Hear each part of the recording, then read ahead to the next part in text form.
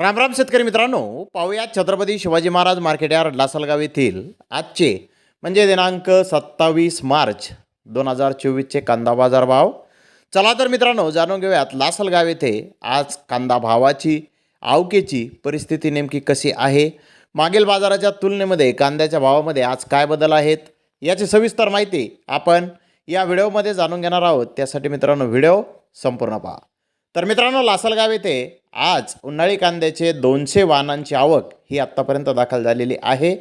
उन्हाळी कांद्याचे सरासरी बाजारभाव 1400 रुपयापासून 1525 रुपये क्विंटलपर्यंत सरासरी उन्हाळी कांदे लासलगाव येथे आत्तापर्यंत विकत आहेत.